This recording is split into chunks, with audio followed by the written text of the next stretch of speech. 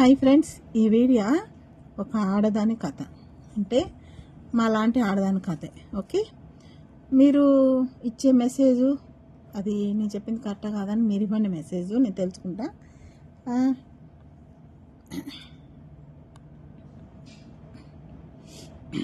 ఒక ఆడది అమ్మాయికి పెళ్ళి అవుతుందంట. పెళ్ళి అయినాక తన అత్తగారింటికి వెళ్తుందంట. వెళ్ళినాక ఏం చేస్తుందంటే మళ్ళీ తర్వాత పుట్టింటికి వస్తుందంట. అదే అమ్మగారింటికి పోవాలనే దీంతో వస్తుందంట.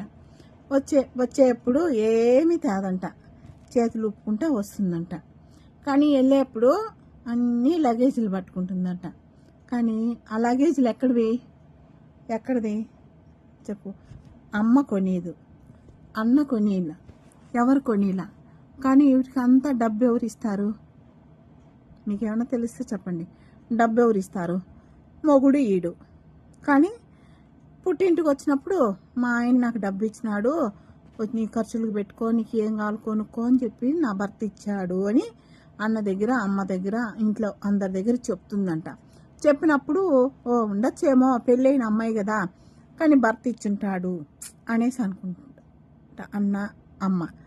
అక్కడికి వెళ్ళి ఏడు నుంచి వెళ్ళేప్పుడు మళ్ళీ అన్ని లగేజ్లు ఎత్తుకొని వాళ్ళ ఇంటికి వెళ్తుందంట, అత్తగారింటికి. ఆడికి వెళ్ళే ముందుకి నాకు ఏం వే ఇవన్నీ కొనుక్కొని వచ్చినావు, డబ్బు ఆడిది అన్నాడంట మొగుడు. మా అన్న కొనిచ్చినాడు, మా అమ్మ కొనిచ్చింది, నాకంతా మా అమ్మ మా అన్నే కొనిచ్చినా అని చెప్పిందంట.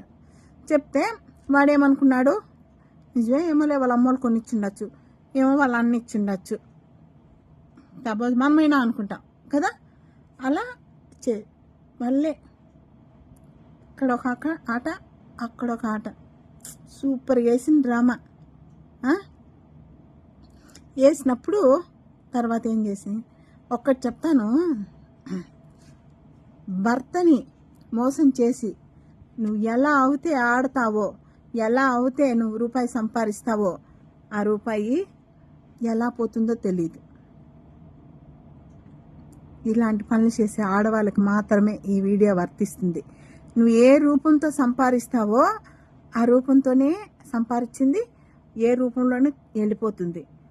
ఎప్పుడు కానీ 10 మందిలో నిన్ను తాకి బొట్టుగట్టి నమ్మకంతో భారీగా స్వీకరించినాక ఆ భర్తకి నువ్వు ద్రోహం చేసావనుకో, మంచి సావు రాదు, ఎప్పటికీ రాదు. ఆడవాళ్ళకే చెప్తున్నా, నేను ఆడదాన్నే. భర్త నిన్ను నమ్మే వదులుతాడు, నువ్వు చేసే పొరంపోకు పని తెలిస్తే వాడు జీవిస్తాడా? నించండి. కరెక్టా కదా నేను చెప్పేది?